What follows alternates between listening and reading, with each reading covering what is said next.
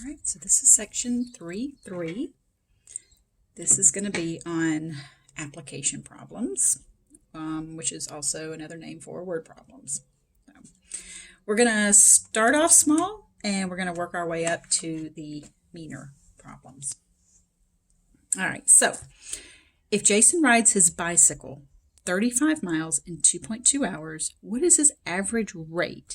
Now, a lot of times you'll see the word rate, but it also means speed. That's the same thing, or velocity. What is his average speed or rate in miles per hour? Well, this per is telling you to do the division. Now, if you can do this without any work, do it. 35 miles, 2.2 hours. All you're going to do is 35 miles divided by 2.2 hours, and look, you get miles per hour. So that's 15.9 miles per hour. Now, if you wanted to get, all technical with it, you can say, well, distance is rate times time. So divide both sides by time. Rate is distance divided by time. You don't have to get quite that serious with it. If you just know distance divided by time, use the units, right? Miles per hour. But let's just be careful with ones like this, okay? Because I've seen students in the past that will do this and they will multiply. And they get 77. Do you really think that this dude is cranking along on a bicycle at 77 miles an hour? So I want you guys to just think about the how rational that answer is. Does that answer make sense? Yeah, no, 77 miles per hour is not really that. That's not feasible. So also, I've seen students that divided the wrong way. They get 2.2 divided by 35, so we get 0.06 miles per hour. So he's pretty much like just sitting still and like letting the wind blow him. I think you fall off your bike at that speed. So yeah, make sure your answer seems reasonable when you're doing these word problems. That's something that's kind of important. Okay, so yeah, some of the examples are going to be really quick and painless, like this. All right, here's another one, quick and painless. Pause the video and see if you can figure that out. It's about 700 miles from Chicago to Birmingham. If you average 65 miles an hour, how long will the trip take? Now, you don't have to do any kind of super sexy algebra or anything like that. If you know how to get this answer, just grabbing your calculator and doing it, that's awesome. Okay, so we talked about distance being rate times time. Okay, so if distance is rate times time, then that means time is distance over rate. Miles divided by miles per hour is going to give you the time. Now, you might be one of those people, and this is completely fine if you are, who just knows, somehow I know I have to divide this, so maybe you do the division both ways and see which answer makes more sense and go with that.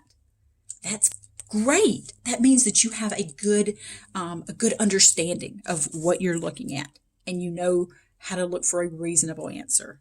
So yeah, don't be ashamed if that's how you do these. So we get about 10.8 hours.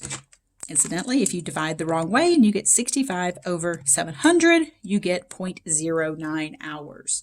If you can get from here to Birmingham in that amount of time, we need to talk, because I'm going to need to, hear your secrets. Okay, next up, the U-Haul company charges $20 per day plus 22 cents per mile driven. For a one-day trip, Lou paid $66.20. How many miles did he drive? Now, Hawks would tell you to set this up as an equation and then solve that equation. Well, that's not how I would do it. Frankly, I look at this and I think, let's just back up. You know what I'm saying? So we started the total of $66.20. Let's go ahead and just take out the $20 per day. Okay, so we did one day, so let's take out the $20. So you take $66.20, you take out the $20 one day charge, right? So you get $46.20. That's your mileage charge. So that's how much you paid for just mileage. All right, well, 22 cents per mile. How many miles did he drive? So you grab the calculator. You say, okay, well, 46.20 divided by 22 cents a mile. Wait a minute, 2.1? You think he drove 2.1 miles? I mean, it's feasible. I guess somebody could move 2.1 miles away and need a U-Haul. But that's a lot. That mileage charge is a lot for 2.1 miles. 2 miles should only be about 44 cents, right? So why was it this much? Well, it's because I did something wrong. And I did it on purpose because I know that this is a common mistake. This is 22 cents. And look, all these units are in dollars. So I needed to take 46.20 and divide it by 22 cents. That's $0.22. So that gives me 210 miles. So this is because 22 cents is equal to $0.22. Kind of squeeze that in there. Take advantage of having an erasable pen here and try to write that a little nicer. So we get 210 miles. You could have done this by setting up an equation. And I did that over here on separate paper in case you wanted to see that. If you let X be the miles driven, then we get the amount spent on mileage is 22 cents per mile, plus the one-day charge is this. Now look, if you're solving this equation, this is a two-step equation. You subtract 20 from both sides, so you get 46.20. That looks familiar, right? Subtracting 20. And then to solve this equation, because that's multiplication, you're going to divide both sides by 0.22. Huh, look at that, division by 0.22. We're doing the same thing. Just one way is very algebraic, and the other way is just, I don't want to say common sense because that sounds condescending, and that's not what I'm going for. I don't know. For me, this makes more sense. I think most people tend to think non-algebraically. So I like this way because it's non-algebraic. Okay, let's move on to the next one. This is another one that I think that you'll be able to handle without too much problem. Not too many problems. Find the mean, also called the average, of the following numbers. All right, the average is just adding them up and dividing by how many there are. So add them up, divide by how many there are. You get 16.2. Easy peasy. Most common mistake I see is that students just forget the division. So now, how about a little messier one? If your test scores are 85, 92, 82, and 88, what test score is needed on the fifth test in order to obtain an average of 85? You guys have all played this game before, right? The what do I need to make on this test in order to have, this in the course. All right, so let's set this up as an equation. Setting this up in terms of the average, you add them all up, divide by how many there are. Well, we've got 1, 2, 3, 4 test scores, and then you don't know what you're going to make on the fifth. But you are going to have 5 tests. I'm going to go ahead and add these like terms up. So I get 347 plus x all over 5 equals 85. Because this is dividing by 5, I'm going to do the opposite and multiply both sides by 5. Now the reason I have to get rid of this first is because all of this is over 5. So multiply by 5, so I get 347 plus x equals 425. And then subtract 347 from both sides, you get 78. If you do some guess and check to get to that answer, that's okay as well.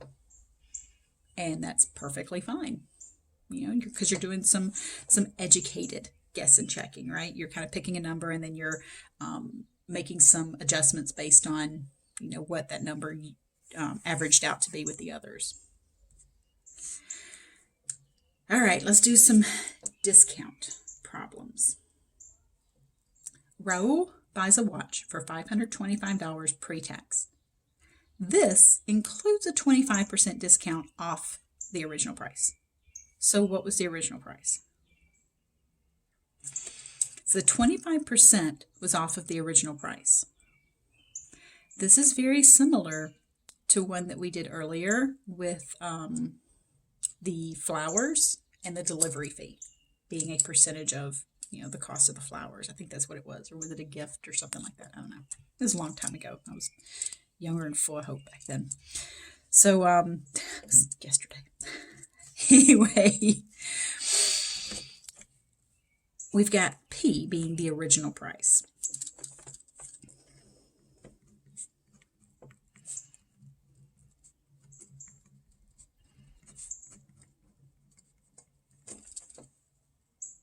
So if I take the original price and then the discount is 25% of the original price. Remember, 25% is the same as 0.25 because it's 25 over 100. So the price minus the discount. Don't just put 0.25 because then you're just subtracting 25 cents. You want 25 cents per dollar. That's what 25% is. So the price minus 25% of the price gets you to the 525. These are like terms. That has a coefficient of 1. So 1 minus 0.25 is 0.75. Dividing both sides by 0.75, you get 700. I realize I didn't show a whole lot of work with that, so I probably should have. So let's see, I've got this 1, and then over here, there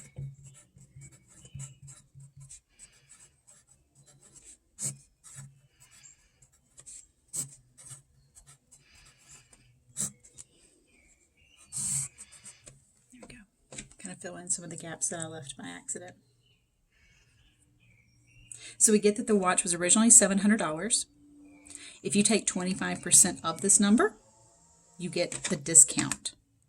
Okay, so 700 times 0.25 is 175. So that's the amount of the discount. So if you take 700 minus the 175, you get the 525 cost. All right, so next up, example 7.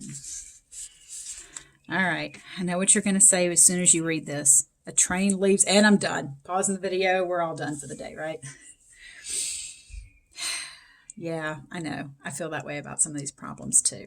I look at it, I'm like, a train leaves. Oh God, please just kill me now. Just go ahead, just stab me in the neck so I can have an excuse not to have to do this. It's not going to be that bad, okay? I'm going to do my best to make this as least painful as I possibly can. So we've got 2 trains going in the same direction, blah, blah, blah. Let's just go ahead and draw a picture of what we have. Okay. So I got the first train, I got the second train. All these distance, rate, time kind of problems are all going to set up with this same table with rate times time equaling distance. That's how I'm going to set up every single one of these that has to do with distance, rate, and time. So I got the first train, I got the second train. Okay. So the first train leaves at 2 p.m. Okay, that's fantastic. Second train going the same direction, leaves at 4 p.m. The second train travels 52 miles per hour faster than the first. So look, First train, I don't know what its rate or speed is, but I know the second train is 52 miles an hour faster. This is a common terminology. It's a common way of phrasing this. If the second train overtakes the first at 6 p.m., what was the speed of each train? Meaning it catches up to it. Now, you see I got my times as 4 and 2. Is it because of 2 and 4? Is it because of those? Like, did I put, okay, a train leaves Chicago. Wait, that's the first train is 2. Why didn't I put a 2 here and a 4 here? These actually come because of, so they are a result of looking at those times. The first train goes from 2 p.m. to 6 p.m. That's 4 hours. The second train is from 4 to 6. That's 2 hours. Now, just multiplying across, because rate times time is distance. I get R times 4 is 4R, or R4, however you want to write it. R plus 52 times 2. Now, when we say overtakes, it means it catches up to. They left from the same station, and they end up in the same spot. So these distances are the same. This is how you're going to get your equation. So here's what we end up with. We get 4R equals 2R plus 52. So we have that equation. Oops, sorry about that. I didn't mean to cut some of that off. So once we get this equation, that's the hard part that's done. Now I'm going to distribute that out, get 2R plus 104. I'm going to subtract 2R from both sides. So that gives me 2R equals 104. Divide both sides by 2. And I get that R is 52. Now it does ask, what is the speed of each train? Okay. Well, we know 52 is R, so that's the speed of the first train. So the first train is 52. The second train is that 52 plus 52 more.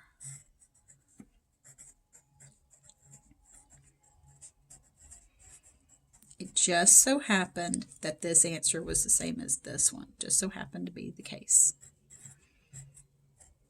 So those are our two trains. We want to make sure that those answers are feasible. We don't want trains traveling at thousands miles per hour, something crazy like that, okay? All right, so let me cover up the next one. Let's do another distance rate time problem here. So read the problem, see if you can draw that same kind of distance, rate, time kind of thing like I did up there, and see if you can fill in what you know from this given information. Okay, so example 8, what we were working on, I went ahead and just kind of wrote it up on separate paper here. We have a car travels from one town to another in 6 hours. On the return trip, the speed's increased by 10 miles per hour, and the trip takes 5 hours. So there it takes 6 hours. The return trip, so there and back. Return trip takes 5 hours. I don't know what this speed is, but I know that the return trip speed is increased by 10. So just like the last one, I've got rate times time is distance. So I have 6R, and then 5 times R plus 10. It's the same distance. We're going to assume they took the same path of going somewhere and then back. So very similar to the one we just did. We get the equation. This is the hard work. I hope that once you get to this point that it's not too bad and that you're able to, distribute and solve that equation. So we've got the distance there and we got the distance back. So equation solving skills here are needed. You got to distribute first, so you get 6R equals 5R plus 50. I need to move my variables to the same side, so I subtract 5R. So I get 1R equals 50. That's just 1, right? So I don't have to divide by it, so R is 50. That's the rate there. I ask you to find how far apart are the towns. I didn't ask you for the rate. So how far apart are the towns? Well, distance is rate times time. So distance is rate, that's the 50. And the 50 was going there, so that took 6 hours. So 50 times 6 is 300. The way back, the speed increased by 10, so that's 60 miles an hour coming back. 60 times 5 is also 300. So you could have used either one of these lines. But we get that that distance is 300 miles that they are apart. Not the total distance traveled. They traveled 600 miles right there and then back. But this is the distance between the towns. All right, one more example. And it's another distance rate time ones. So try to set up the distance rate time box and see what you can fill in. All right, so we have Keisha and Jasmine, and they have 8 hours to spend on a mountain hike. They can walk up the trail at an average of 2 miles per hour, and they can walk down an average of 3. Makes sense, right? Going downhill is a little easier, it's a little faster. How long should they plan to hike uphill before turning around? Well, I know this is pretty convoluted, right? It's like, can they just go for a walk and just, enjoy it without algebra? No, they cannot. All right, so let's go ahead and talk about how we're going to set this up, because this is about to be a hot mess.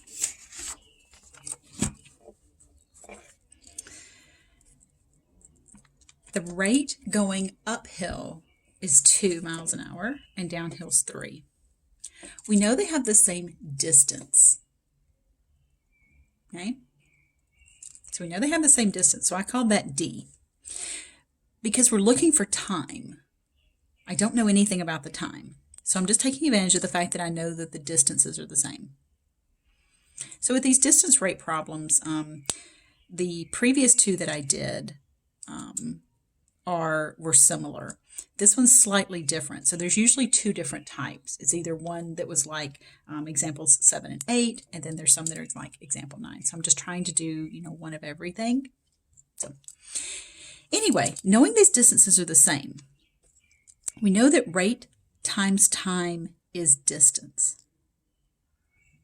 So the time is distance divided by rate. Remember way back in example 2 when we talked about how there's 700 miles from Chicago to Birmingham and you drove at a speed of like 65 miles an hour? And that gave you your time. So distance divided by rate is your time. So that's an expression for your time. Similarly, expression for your time. They have a total of 8 hours to spend. So those two are going to add up to be 8. So I get that those 2 fractions are going to add up to 8. Now, once again, getting all this is the hard part. Once you get the equation, I hope that solving it is, you kind of breathe a sigh of relief, like, oh, thank goodness, now I can come into something that I know how to do. So these are like terms because they're really just 1/2 D and 1/3 D. So they're like terms, so we can just add 1/2 plus 1/3. Use your calculator on this, okay? Don't tell me that that's going to be 2/5 because it's not. 1/2 plus 1/3 is 5/6. You would have to get a common denominator. Add 3/6 plus 2/6, you get 5/6. So I get 5/6 D equals 8.